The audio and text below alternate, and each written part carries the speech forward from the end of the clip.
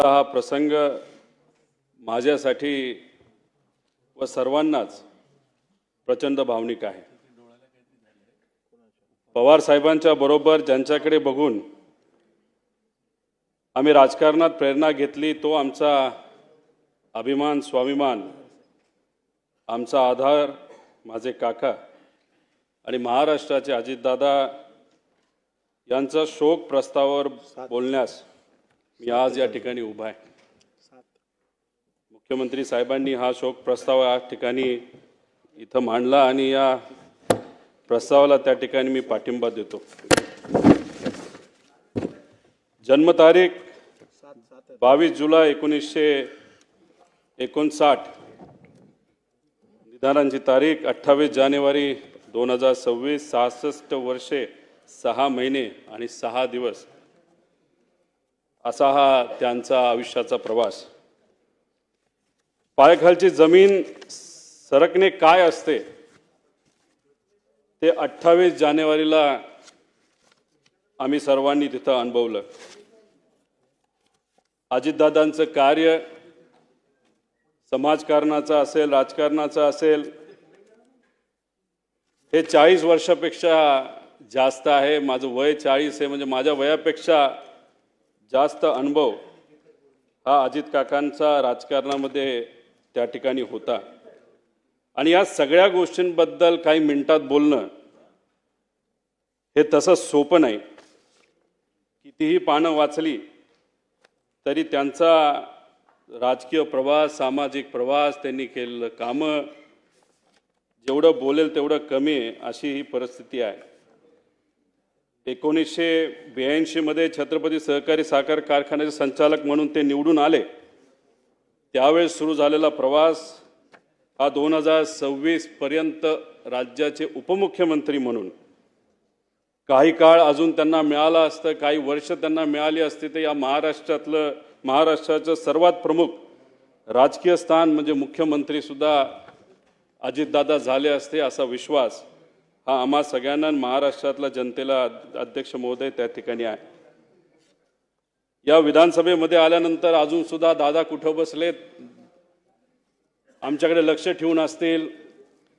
अधिवेशनामध्ये येत असताना अजून पण आपल्या सर्वांना आठवत असेल त्यांची कपडे घालण्याची स्टाईल, कधीतरी गॉगल घालणार, त्यांच्याबरोबर आमदारांचा घोळका, कार्यकर्त्यांचा घोळका। मीडिया बरोबर जर मी बोलत असेल तर मागून मिश्किलपणे एखादा टोमणा त्या ठिकाणी त्यांचं मारणं असेल। त्याच्याचबरोबर अधिवेशनामध्ये बसल्यानंतर कोण काय बोलतंय, शांतपणे अधिवेशनामध्ये या हाऊसमध्ये काय चाललंय हे बारकाईने अजित काका ते बघत असत। त्याच्याचबरोबर भाषण करत असताना चुकून मध्ये जर कुणी त्या भाषणामध्ये त्यांना अडवलं नाही तर थांबवलं नाही तर खूप आवाज केला तर मिश्किलपणे असंही बोलून जायचे की जास्त आवाज केला तर तू मंत्री होणार नाही याची काळजी मी त्या ठिकाणी घेईल। त्याच्याचबरोबर पवार साहेबांवर चुकून जर कुणी बोललं तर या हाऊसला डोक्यावर घेतलेलं सुद्धा आपण त्या ठिकाणी तिथं बघितलेलं आहे। या हाऊसमध्ये येणारा पहिला नेता कोण असेल तर अजितदादा असायचे आणि हाऊस संपल्यानंतर शेवट जाणारा जर कुठला नेता असेल ते अजितदादा असायचे। त्याच्याचबरोबर आमच्यासारखे नवीन जे आमदार आहेत त्यांना बोलायला मिळतंय का, ते योग्य पद्धतीने बोलतायत का, आणि एखादा विषय मांडला लगेचच्या लगेच तिथं उत्तर देऊन त्या विषयाला मार्गसुद्धा त्या ठिकाणी ते लावून द्यायचे। अध्यक्ष महोदय, जेवढं दुःख कुटुंबीय म्हणून आम्हाला झालंय तेवढंच दुःख या महाराष्ट्रातल्या प्रत्येक व्यक्तीला तिथं झालेलं आहे। आमच्या बॅचच्या सर्व आमदारांवर ते बारकाईने लक्ष ठेवत असत। कधी चुकलं, कधी काय चुकीचं घडलं, चांगलं भाषण केलं तर चांगले बोलायचे आणि जर चुकलं तर कहाणी त्या ठिकाणी धरायचे। अध्यक्ष महोदय, खरं तर अजितदादांवर बोलताना म्हणजे काय बोलायचं आणि काय नाही बोलायचं असं झालंय। खरं तर खूप काही इथं बोलू शकतो. अनेक लोकांनी आमदार असताना मंत्री असताना त्यांनी काय कामं केली ही सांगितलं, पण मला असं वाटतं की परिवारातला एक व्यक्ती म्हणून परिवाराच्या दृष्टिकोनातून ते कसे होते हे थोडक्यात सांगण्याचा मी इथं प्रयत्न करतो. अजित काकांचा जन्म हा अहिल्यानगर जिल्ह्यामध्ये राहुरी तालुक्यामध्ये प्रवरा देवळाली मधला. सुट्टीच्या वेळेस मामाकडे जायचे.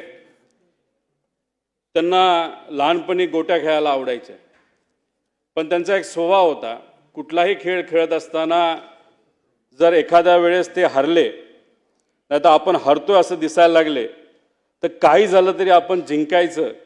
कधी कधी तर असं काही व्हायचं की अख्ख्या कुटुंबाला त्याला तिथं थांबावं लागायचं, कारण का दादांची अशी परिस्थिती असायची की गोट्या माझ्या ज्या काय तिथं मी हारलोय खेळामध्ये, त्या परत एकदा मी जिंकणारच, तरच बारामतीला तिथं जायचं. आणि चुकून जर तिथं एखादं भांडण कोणाबरोबर झालं तर दादा चिडायचे आणि मग बाकीचे त्यांना कुठेतरी सांभाळून घेण्याचा प्रयत्न करायचे. पण कधी कधी ते असंही म्हणून जायचं, असं मी ऐकलं माझ्या वडिलांकडनं, की जर मला कुणी मारलं तर मी अजिबात शांत बसणार नाही. त्याचा तोडीस तोड उत्तर त्यावेळेस लहान असताना ते त्या ठिकाणी द्यायचे. त्याच्याचबरोबर बारामतीला शाळेला जेव्हा ते जायचे तेव्हा नीरा कनाल हा मधून वाहत असायचा. नीरा कनालमध्ये जर पाणी असेल तर त्यांना थोडंसं लांबून जावं लागत होतं. बघा ना, योगायोग, लहानपणी जेव्हा त्यांना लांबून जावं लागत होतं तेव्हा ते सारखे चिडायचे की पाणी कोण सोडतंय, पाणी सोडलं तर मला लांबून जावं लागतंय. पण नंतर 15 वर्ष नीरा कनाल ज्या मंत्रालयाचा भाग आहे त्या मंत्रालयाचं मंत्रिपद हे दादांनी त्या ठिकाणी खूप सक्षमपणे बघितलं, आपण सगळ्यांनी बघितलं. माझ्या वडिलांचे आणि त्यांचे फार चांगले संबंध होते. दोघं एकत्र बऱ्याच वेळा तिथं थांबायचे, राहायचे. त्या दोघांना कृषी क्षेत्र खूप आवडायचं. एकदा त्यांना चांगली जर्सी गाई घ्यायची होती. दोघांनी ठरवलं, चला बँगलोरला आपण जाऊ. दोघं गेले बँगलोरला. पैसे थोडे घरून घेतले होते. तिथं गेल्यानंतर तिथं गाया सगळ्या तिथं निवडल्या. आता कसं जायचं, तर बजाजचा एक मोठा टेम्पो असायचा, जो काही ट्रॅक्टर नाही तर गाड्या घेऊन यायचा, त्याच्यामध्ये तो बुक केला, त्याच्यामध्ये गाई ठेवल्या. बँगलोरपासून ते बारामतीपर्यंत मग शेण साफ करणं असेल, दूध काढणं असेल, पाणी देणं असेल, दूध काढलेलं विकणं असेल, या सगळ्या गोष्टी अजितदादांनी आणि माझ्या वडिलांनी तिथं केल्या. आणि हे करत असताना कधी बोलून दाखवलं नाही. सहसा सगळ्यांची सवय असते की आमचं लहानपण कसं होतं, किती अडचणीचं होतं, हे सातत्याने अनेक लोक तिथं बोलून दाखवतात, पण दादांनी कधी ते तिथं बोलून दाखवलेलं नाही. त्याच्याचबरोबर असेही काही अनुभव मी ऐकलेले आहेत की जेव्हा लहानपणी ते श्रीनिवास काका असतील असं चालत मातीच्या रस्त्याने जायचे आणि जात असताना जेव्हा रस्त्यावर एखादा दगड असेल, काटा असेल, तर काही असेल तर ते साईडला सारून ठेवायचे. की त्यांचं म्हणणं असायचं की ठीक आहे, आपण आता चालतोय, आपल्याला दगड दिसतो तर तो बाजूला करूया, म्हणजे मागून येणारी एखादी गाडी असेल, बैलगाडी असेल, त्याला कुठं त्या ठिकाणी त्रास होऊ नये. म्हणजे दुसऱ्याची काळजी कशी घ्यायची ही लहानपणीपासून दादांनी त्या ठिकाणी जपून ठेवलं होतं. त्याच्याचबरोबर शेतामध्ये जात असताना गाजर गवत असेल, नाही तर अजून कुठलं काय असेल तर ते उपटायचं आणि बांधावर काढून ठेवायचं. आणि लहानपणी कोल्हापुरात शहाजी महाराजांच्या शाळेमध्ये, राजश्री शाहू महाराजांच्या शाळेमध्ये त्या ठिकाणी गेल्यानंतर पुरोगामी विचाराचा पगडा त्यांच्या मनावर, ध्यानावर आणि विचारांवर त्या ठिकाणी बसला. अध्यक्ष महोदय, फार लहान, म्हणजे कदाचित ते 18 ते 20 वर्षाचे असतील तेव्हा वडिलांचा अकाली निधन त्या ठिकाणी झालं. आणि ते झाल्यानंतर शेतीची पूर्णपणे जबाबदारी काकांवर तिथं आली. आणि त्याच्यामध्ये कष्ट कसे करायचे, शेतीत नवीन प्रयोग कसे करायचे, हे कुठं ना कुठंतरी सातत्याने ते तिथं समजून घेत होते. त्याच्याचबरोबर अजितदादांच्या वडिलांचं निधन झाल्यानंतर, अनंतराव आजोबा हे वारल्यानंतर पवार साहेबांनी दादांची फार मनापासून काळजी घेतली. स्वतःच्या पोटच्या पोरासारखं त्यांना त्या ठिकाणी वाढवलं. आणि दादांनी सुद्धा पवार साहेबांचा आदर हा शेवटपर्यंत त्या ठिकाणी ठेवला. त्याच्याचबरोबर जसे जसे अजितदादा स्वतःला सिद्ध करत गेले तसे तसे पवार साहेबांनी अधिकची जबाबदारी ही दादांवर त्या ठिकाणी टाकली. शेतीमध्ये बोलत असताना शेतीमध्ये नवीन टेक्नॉलॉजी आपल्याला कशी आणता येईल, यासाठी अजितदादा नेहमी तिथं प्रयत्न करत. एक तर अनुभव असा आहे की त्या काळामध्ये त्यांनी टमॅटोची शेती केली होती आणि ती शेती केल्यानंतर खूप चांगल्या पद्धतीचं उत्पादन आलं आणि त्यावेळेस 80,000 रुपये एवढे विक्रमी भाव त्यांना तिथं मिळाला होता आणि त्या बाबतीत पवार साहेबांनी आणि आसपासच्या शेतकऱ्यांनी सुद्धा त्यांचं अभिनंदन तिथं त्या ठिकाणी केलं होतं. अध्यक्ष महोदय, ह्या सगळे अनुभव का सांगतोय? कारण का जेवढं बोलू तेवढं तिथं कमी आहे. शेतकऱ्यांबद्दल अजितदादांना नेहमी आदर असायचा. शेतकऱ्याचा जी एक क्वालिटी असते की काही झालं तरी हार नाही मानायची, हीच क्वालिटी ही अजितदादांमध्ये अध्यक्ष महोदय त्या ठिकाणी होती. अध्यक्ष महोदय, राजकारणामध्ये आल्यानंतर त्यांनी खूप मोठ्या प्रमाणात कामं केलेली आपल्या सगळ्यांना तिथं माहिती आहे. पण राजकारणात येत असताना त्यांचं वय किती होतं तर फक्त 23 वर्षाचं होतं. 1982 मध्ये त्यांनी श्री छत्रपती सहकारी साखर कारखान्या निवडणुकीमध्ये तिथं डायरेक्टर झाले. तिथून त्यांची तिथं सुरुवात झाली. त्याच्यानंतर जिल्हा सहकारी बँक, शिक्षण संस्था, दूध संस्था, क्रीडा संस्था, खासदार, आमदार, मंत्री, कॅबिनेट मंत्री, विरोधी पक्ष नेते, अशा पद्धतीने विविध पदं भूषवली. पण त्या पदं भूषवत असताना खूप मनापासून त्या पदासाठी न्याय देण्याचा प्रामाणिकपणे त्यांनी त्या ठिकाणी प्रयत्न केला. कुठेही असं केलं नाही की मला हे पद मिळालं त्या पदाचा वापर फक्त मला झाला पाहिजे. सकाळपासून संध्याकाळपर्यंत लोकांच्या हितासाठी त्यांनी त्या ठिकाणी काम केलं आणि हे काम करत असताना त्या विभागाचे जे कुठले अधिकारी असतील त्या अधिकाऱ्यांना सुद्धा विश्वासात घेतलं. एखादा चांगला अधिकारी एखादी चांगली गोष्ट सांगत असेल आणि आपण मंत्री आहोत म्हणून त्याचा आवाज बंद करायचा नाही तर त्याला कमी लेखायचं, हे कधी दादांनी तिथं केलेलं नाही. आणि त्यामुळेच अधिकाऱ्यांमध्ये सुद्धा दादांबद्दल फार चांगली भावना ही शेवटपर्यंत त्या ठिकाणी राहिली. अध्यक्ष महोदय, त्या दादांकडे जर आपण पदं बघितली तर अनेक मोठी पदं आहेत. त्या पदामध्ये म्हणजे फारच, पण बऱ्याच लोकांनी त्या विषयावर बोलल्यामुळे मी काय जास्त त्याच्यात बोलत नाही. फक्त एकच सांगतो, अजितदादांबद्दल बोलत असताना बऱ्याच लोकांना काही गैरसमज सुद्धा होते. दादांचा स्वभाव खूप कडक आहे असं लोक म्हणायचे, पण मगाशी जसं उदाहरण दिलं, दादा एका फणसासारखे होते, बाहेरून एकदम कडक पण आतून एकदम गोड, तसा त्यांचा तिथं स्वभाव असायचा. पण काही स्वार्थी व्यक्तिगत विषय घेऊन, बेकायदेशीर विषय घेऊन येणाऱ्या लोकांबद्दल मात्र ते चीड करायचे. पण एखादा सामान्य व्यक्ती त्यांच्याकडे आला तर लगेचच्या लगेच तिथं काम आपल्याला कसं करून घेता येईल याचं प्राधान्य ते नेहमी त्या ठिकाणी देत असायचं. त्याच्याचबरोबर असे काही जण म्हणायचे की त्यांना राजकारण सोडून दुसऱ्या कशातच रस नाही, पण एखादे चांगले चित्र असेल, चांगली कलाकृती असेल तर नक्कीच त्याला त्या ठिकाणी ते वेळ द्यायचे. चांगली गाणी, जुनी गाणी ही गायला ऐकायला त्यांना त्या ठिकाणी आवडायचं. त्याच्याचबरोबर त्यांना पिक्चर बघायला सुद्धा आवडायचं. पण बहुतांश पिक्चर त्यांचे ते आवडकीचे जे होते ते सर्व जुने पिक्चर होते. खरं तर मी मध्ये त्यांना विनंती केली होती की KGF पिक्चर हे तुम्ही बघा, रॉकी भाय. कारण की एका प्रचारामध्ये मी कुठेतरी बोलून गेलो, आजचे रॉकी भाई कोण आहेत राजकारणात, ते तर दादा आहेत. तर दादा म्हणले, हा कसला पिक्चर तू काढला?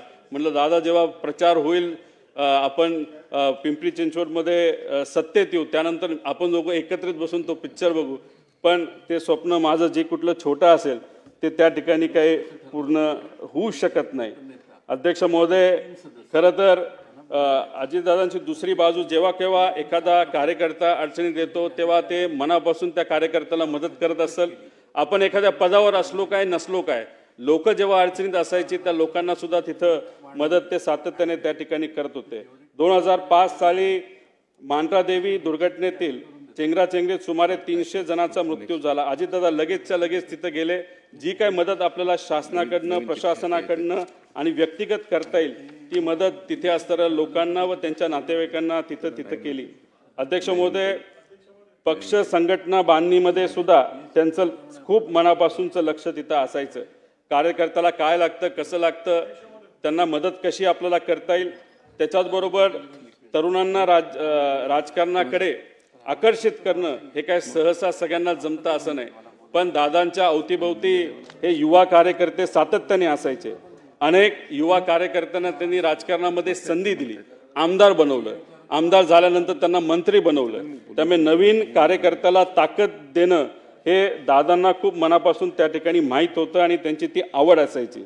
निवडणूक कशी लढवावी, कुणाला उमेदवारी द्यावी, कुणाच्या बंडखोरीला छुपा आशीर्वाद द्यावा, सत्तेची मोठ कशी बांधावी, सत्ता कशी मिळवावी, सत्ता कशी टिकवावी आणि सत्ता कशी गाजवावी, हे अजितदादांकडनं आपण सर्वजण शिकू शकतो. अध्यक्ष महोदय, खरं तर दादा जे काम मिळेल ते आपण करायचं. एखादा व्यक्ती आला, त्याला काम सांगितलं, दादांचा मूड जर खराब असेल तर मग चुकून दादा जर त्याच्यावर चिडले तर 5-10 मिनिटांनी परत एकदा ते फोन करायचे, बाबा तुझं काम काय होतं, आणि लगेच ते काम तिथं करून दाखवायचे. पण त्यांना कुठेही इल्लीगल बेकायदेशीर काम हे कधीच आवडत नसायचं. त्याच्याचबरोबर संघटनेसाठी सुद्धा त्यांनी खूप मनापासून वेळ दिला. जेव्हा ते मुंबईत असायचे, गुरुवारी सकाळी 9 ते 12 वाजेपर्यंत मुंबईतल्या राष्ट्रवादी काँग्रेसच्या कार्यालयामध्ये ते बसून असायचे. त्यानंतर शनिवार आणि रविवार हा बारामती आणि पुण्यासाठी असायचा. मुंबईत जेव्हा अजित काका तिथं बसलेले असायचे, चुकून एखादा बारामतीचा कार्यकर्ता जर मुंबईत आला तर प्रेमाने त्याला सांगायचे, जेव्हा मी बारामतीत असेल तेव्हा तू तिथे ये, आता इथं येऊ नको, महत्त्वाचं काम असेल तर मी इथं करतो, थोड्या दिवस तू थांबायला काय तुला काय हरकत नाही. त्यामुळे वेळेचं योग्य असं नियोजन, समजा एखादी बैठकीची वेळ त्यांनी दिली असेल सकाळी 7ची तर 7ला बैठक चालू व्हायची, 7 ते 10 मिनिटाचा वेळ असेल तर 10ला ती संपायची म्हणजे संपायची. तिथं जाऊन उगाच दुसऱ्या गोष्टी बोलून चालत नसायचं. काम काय, अधिकाऱ्याला विचारायचे, हो होऊ शकतं का, होऊ शकत असेल तर कसं होणार, करायचं असेल तर कसं होणार, किती दिवसात होणार. म्हणजे एवढ्या कमी वेळात, म्हणजे आपण मंत्र्यांकडे जर आज बघितलं आणि त्यांच्या कार्यपद्धतीकडे बघितलं तर दादा एकुलता एक कदाचित मंत्री असा असेल की त्यांनी दिवसा 30 ते 40 बैठका घेतल्या असेल, वेळेत त्या तिथं संपवल्या असतील. आणि दादाने एक वेगळा पायंडा या राजकारणामध्ये काढला होता. सहसा आपण जर बघितलं तर बरेच नेते हे तोंडावर आपल्याला गोड बोलतात पण नंतर ते काम कधी होत नसतं. पण दादाने एक नवीन पायंडा सुरू केला होता या महाराष्ट्राच्या राजकारणामध्ये. होणार असेल तर लगेच सांगायचं करतो, फोन लावणार, आणि होणार नसेल तर होणार नाही. त्यामुळे लोकांचा वेळ सुद्धा अध्यक्ष महोदय त्या ठिकाणी वाचायचा. त्याच्याचबरोबर मंत्री म्हणून जे सिंचन क्षेत्रातलं काम त्यांनी खूप मोठ्या प्रमाणात केलं. पाटबंधारे मंत्री असताना सुद्धा त्यांनी खूप मोठ्या प्रमाणात कामं केली. विदर्भासाठी, मराठवाड्यासाठी, पश्चिम महाराष्ट्र, कोकण, उत्तर महाराष्ट्र यासाठी त्यांनी तिथं काम केलं. पाणी पुरवठा मंत्री असताना सुद्धा त्यांनी खूप मोठ्या प्रमाणात कामं केली. अर्थमंत्री म्हणून तर एकदम शिस्तीचे मंत्री आणि अर्थमंत्री म्हणून त्यांची तिथं ओळख आहे. 11 वेळा त्यांनी बजेट तिथं सादर केलं आणि ते करत असताना काटकसरीने आपल्याला राज्याची तिजोरी ही कशा पद्धतीने त्या ठिकाणी त्याचं नियोजन करता येईल हे दादांनी आपल्या सर्वांना दाखवून दिलं. कोरोना काळामध्ये आर्थिक अडचण असताना सुद्धा योग्य असं नियोजन करून या महाराष्ट्राचं जे आर्थिक घडी आहे ती त्या ठिकाणी बसवलेली आपण सर्वांनी तिथं बघितली. जिल्हा नियोजन समितीला भरघोस निधी दिला, आमदार निधीमध्ये मोठ्या प्रमाणात वाढ केली आणि ह्या सर्व गोष्टींमुळे या महाराष्ट्राच्या विकासासाठी खूप मोठ्या प्रमाणात मदत त्या ठिकाणी झाली. त्याच्याचबरोबर ऊर्जा मंत्री असताना सुद्धा त्यांनी अशी कधी परिस्थिती आणली नाही की आपल्याला ट्रान्सफॉर्मर पाहिजे, आपल्याला त्या ठिकाणी डीपी पाहिजे आणि डीपी तो MSEBकडे नाही आहे. तिथं एवढं पैशाचं नियोजन चांगल्या पद्धतीने केल्यामुळे कोणालाही कुठल्याही शेतकऱ्याला त्या ठिकाणी अडचण झाली नाही. त्याच्याचबरोबर महावितरण, महापरेशन आणि महाजेनको या तिन्ही कंपन्या आर्थिक दृष्टिकोनातून सबलीकरणाकडे दादांनी त्या ठिकाणी नेला. क्रीडा क्षेत्रात तर त्यांचं काम मोठंच आहे. पण मला फक्त एक गोष्ट या ठिकाणी सांगायची की दादांबरोबर असताना जेव्हा दादांवर बिनाबुडाचे त्या ठिकाणी काही गोष्टी बोलल्या जायचे तेव्हा दादांना खूप मोठ्या प्रमाणात वाईट वाटायचं. जनतेच्या विकासाचं राजकारण करत असताना दादांवर नको नको ते आरोप झाले. ज्या दादांनी आयुष्यभर स्वच्छतेचा आग्रह धरला त्यांच्या अंगावर आरोपाचे डाग उडवले गेले. त्यावेळी दादा किती अस्वस्थ व्हायचे हे आम्हा सगळ्यांना त्या ठिकाणी माहिती. विशेष म्हणजे यातील एकही आरोप या मंडळींना सिद्ध करता आला नाही. उलट ज्यांनी त्यांच्यावर आरोप केले त्यांनीच नंतरच्या काळामध्ये त्यांची प्रशंसा केलेली आपण सर्वांनी बघितली. मी खरं तर विनंती करतो की आज दादा आपल्यामध्ये नाही आहेत. जे आरोप झाले ते कधी सिद्ध झाले नाही, ते आरोपच होते, नाही तर राजकीय कदाचित भाषणं असू शकतात. आणि मग अशा पद्धतीने जर आरोप त्यावेळेस केले असतील तर आज दादा जर आपल्यात नसतील तर ते आरोप आणि ते डाग आज जर आपल्याला पुसता आले तर त्यासाठी प्रयत्न झाले पाहिजे. त्याच्याचबरोबर देवेंद्र फडणवीस साहेब हे दादांचे जिवलग मित्र म्हणून ओळखले जातात. त्यांना मी विनंती करतो की हे जे खोटे सगळे आरोप आहेत एका गठोड्यात तिथं भरून या समुद्रामध्ये जर टाकून दिले तर मग मला असं वाटतं की त्यांना ती आदरांजली, खऱ्या अर्थाने आदरांजली असं आपल्याला कुठेतरी म्हणावं लागेल. अध्यक्ष महोदय, बाकी संस्थेमध्ये पण त्यांचं कार्य खूप मोठं होतं. काकांनी PDCC बँक असो, विद्या प्रतिष्ठान असो, VSI, TDA अशा इतर संस्थांमध्ये सुद्धा खूप चांगल्या पद्धतीने काम केलं. PDCC बँकेचं नाव हे अख्ख्या भारतामध्ये फार आदराने कोऑपरेटिव्ह सेक्टरमध्ये तिथं घेतलं जातं. अजितदादा आणि बारामतीचं नातं फारच वेगळं आहे.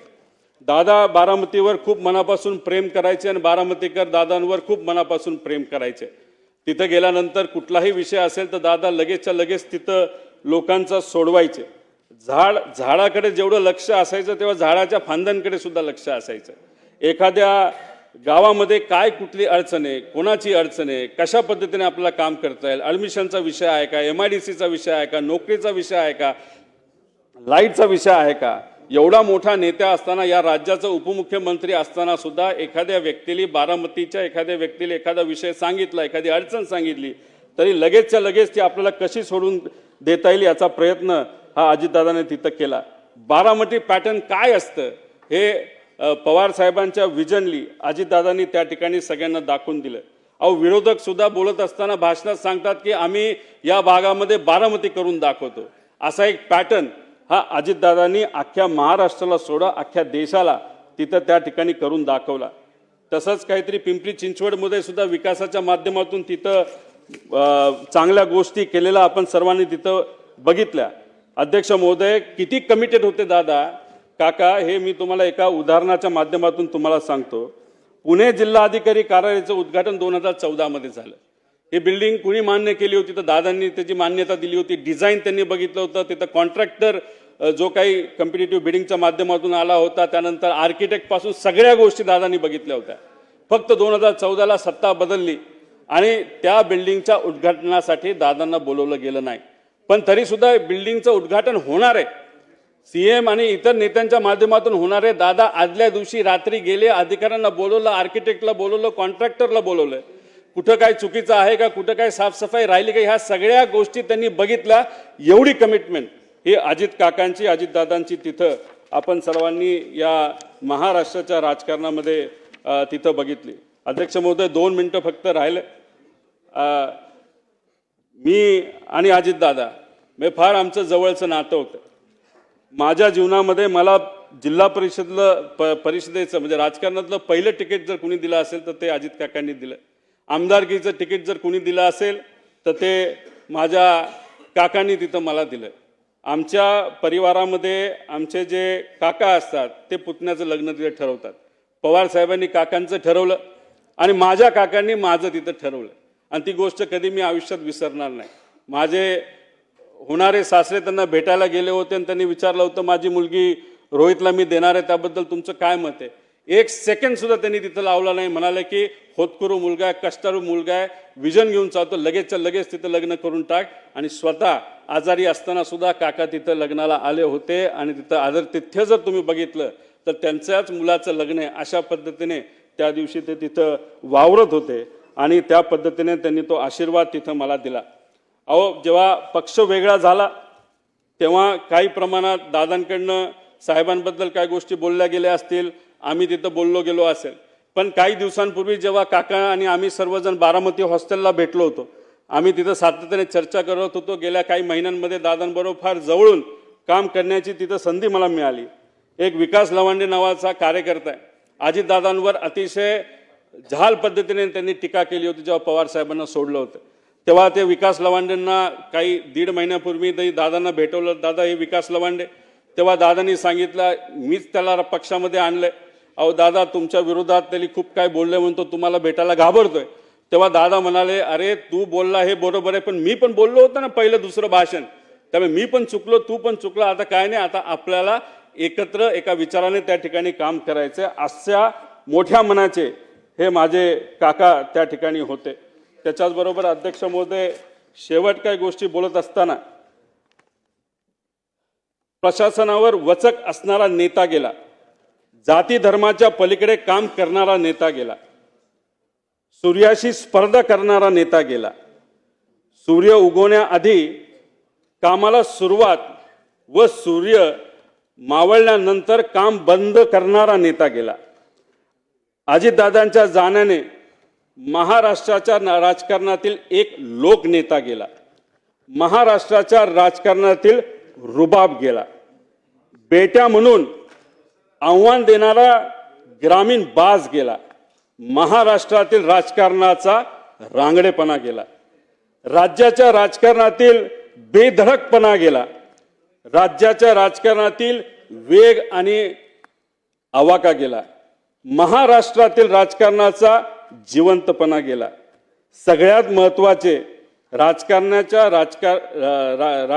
राजकारणातील मिश्किलपणा गेला. अजितदादा पवार नावाचा जादूगार हसवत हसवत संबंध महाराष्ट्राला निशब्द करून गेला. मला ते म्हणायचे की रोहित, तुझ्या झिपऱ्या वाढल्यात, जरा झिपऱ्या कमी कर.